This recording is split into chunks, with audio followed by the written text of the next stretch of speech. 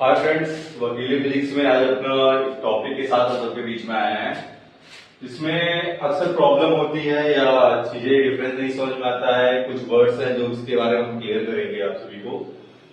तो जरा समय और बात करते हुए हम लोग अपने टॉपिक पे आते हैं। हम समझेंगे इंसुलेटर, सेमी कंडक्टर और कंडक्टर।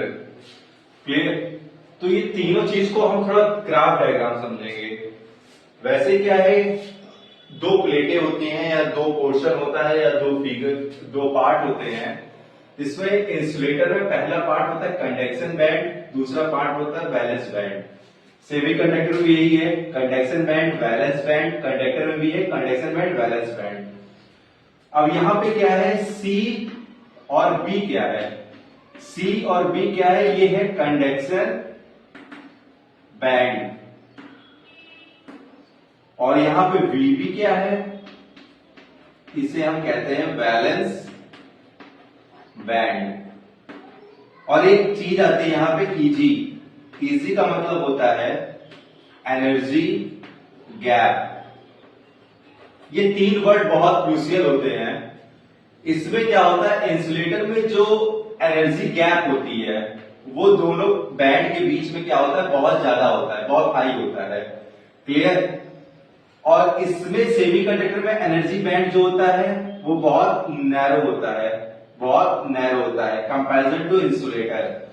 और कंडक्टर में एनर्जी बैंड जो होता है वो होता ही नहीं है, ओवरलैप करने लगता है, मतलब एक दूसरे के ऊपर ओवरलैप करने लगता है। क्लियर? इसलिए इसमें जो होता है, इसमें इंसुलेटर में जो होता है वो करंट जो होती है, वो करंट जो होता है वो फ्लो नहीं करता है। और इसमें क्या होता है कि अगर हम कुछ जैसे एल्युमिनियम में कुछ हम मिक्स कर दें सेमीकंडक्टर में, तब जाके इसमें थोड़ा बहुत करंट फ्लो भी हो सकता है, नहीं भी हो सकता है। और कंडक्टर में क्या होता है, फुल्ली करंट फ्लो होता है किसी भी टेम्परेचर पे। क्लियर? अब हम ये आपको बताना चाहेंगे कि एनर्जी गैप होता कितना है। इसमें जो होता है वो ग्रेटर देन 3 इलेक्ट्रॉन वोल्ट से ज्यादा होता है। और एनर्जी गैप इसमें क्या होता है, इसमें लेस देन 3 इलेक्ट्रॉन वोल्ट होता है। और इसमें क्या होता है, एनर्जी गैप 0 होता है, होता ही नहीं है।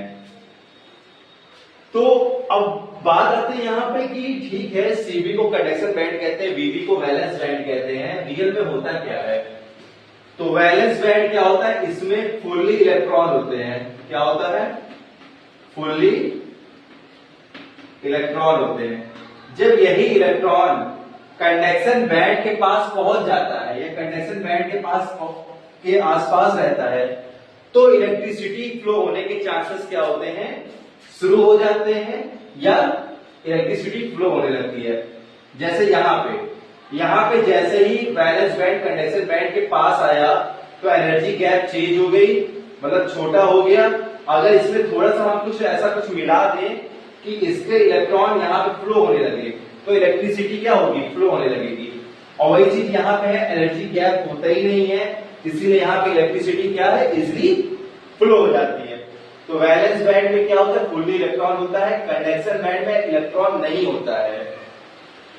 आई होप आप लोगों को समझ में आ गया होगा। इसीलिए हम कहते हैं इंसुलेटर में इलेक्ट्रिसिटी फ्लो नहीं हो सकती है। सेमीकंडक्टर में अगर हम कुछ अशुद्धियां मिला दें तो may be future electricity flow हो जाएगी। और कंडक्टर में तो इलेक्ट्रिसिटी फ्लो होती ही है। आई होप आप लोगों को समझ में आ गया होगा। छोटा सा समय लेते हुए छोटी सी बात आपको बताई जा रही है। धन्यवाद।